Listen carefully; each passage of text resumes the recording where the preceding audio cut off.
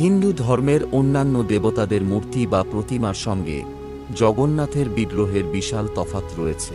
দেবতাদের বিগ্রহ সাধারণত সোনা, রূপো, তামা কিংবা বিভিন্ন রকম ধাতু এমনকি মাটি দিয়েও তৈরি হয়, কিন্তু জগন্নাথের বিগ্রহ তৈরি হয় নিম কাঠ দিয়ে। বিগ্রহের আকারও বিচিত্র, চৌকো মাথা, বড় চোখ এবং অসম্পূর্ণ হাত। জগন্নাথের এই অসম্পূর্ণ হাতের পিছনে অনেক গল্প রয়েছে, কিন্তু আসল কারণটি বেশিরভাগ মানুষেরই জানা নেই। বলা হয় জগন্নাথ ভগবান বিষ্ণুরই অন্য রূপ। বিশ্বাস করা হয় রাজা ইন্দ্রদম্ন ভগবান বিষ্ণুর মন্দির তৈরি করতে চেয়েছিলেন, কিন্তু বিগ্রহের কেমন আকার দেবেন তা নির্ধারণ করতে পারছিলেন না। তখন তিনি এই সমস্যার কথা সৃষ্টিকর্তা ব্রহ্মার কাছে জানান। তখন ভগবান ব্রহ্মা ইন্দ্রদম্নকে বলেন ভগবান বিষ্ণুর ধ্যান করে তাঁর কাছ থেকে জেনে নিতে যে তিনি বিগ্রহের কেমন আকৃতি চাইছেন। ব্রহ্মার কথা মতো রাজা ইন্দ্রদম্ন ভগবান বিষ্ণুর ধ্যান শুরু করেন।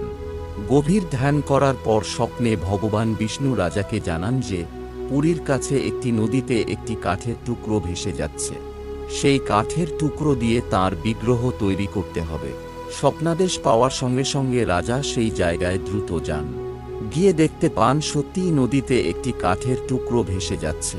কাঠের টুকরোটি তুলে নিয়ে এসে তিনি শিল্পীকে দিয়ে বিগ্রহ তৈরি করানোর কাজ শুরু করেন, কিন্তু যতবারই সেই শিল্পী কাঠের টুকরোটি কাটতে যাচ্ছেন ততবারই ভেঙে যাচ্ছে। এমনভাবে কি করে বিগ্রহ তৈরি হবে, চিন্তায় পড়ে যান রাজা। তখন বিশ্বকর্মা সাহায্যের হাত বাড়িয়ে দেন, কিন্তু বিশ্বকর্মার একটাই শর্ত ছিল যে তিনি যতক্ষণ কাজ করবেন তাকে কোনো রকম বিরক্ত করা চলবে না। রাজা সেই শর্তে রাজি হয়ে যান। একটি বন্ধ ঘরের মধ্যে বিশ্বকর্মা বিগ্রহ তৈরির কাজ শুরু করেন। 2 সপ্তাহ পরে হঠাৎ একদিন সেই বন্ধ ঘর থেকে কোনো আওয়াজ আসছিল না। রাজা ইন্দ্রদম্নের স্ত্রী বলেন যে তাদের এখনই ঘরের ভিতরে গিয়ে দেখা উচিত যে সব ঠিকঠাক আছে কিনা। এদিকে রাজা ইন্দ্রদম্নের ঘরে প্রবেশের কোন ইচ্ছাই ছিল না, আবার কোনো আওয়াজ না পাওয়ায় তিনি চিন্তাতেও ছিলেন। তাই তার কাছে ঘরে প্রবেশ করা ছাড়া আর কোনো উপায়ও ছিল না। অনিচ্ছা সত্ত্বেও তিনি ঘরে প্রবেশ করেন। ঘরে ঢুকে দেখেন সেখানে কোনো কারিগর নেই, শুধু অসম্পূর্ণ একটি বিগ্রহ রয়েছে। রাজা বিশ্বকর্মার আদেশ অমান্য করার জন্য অনুতাপ করেন। তখনই দৈববাণী হয়। সম্ভবত ভগবান বিষ্ণুই দৈববাণী করে বলেন যে আকৃতির বিগ্রহ তৈরি হয়েছে সেই বিগ্রহই যেন প্রতিষ্ঠা করা হয়। ভগবান বিষ্ণুর আদেশ মতো রাজা ইন্দ্রদম্ন সেই বিগ্রহই প্রতিষ্ঠা করেন।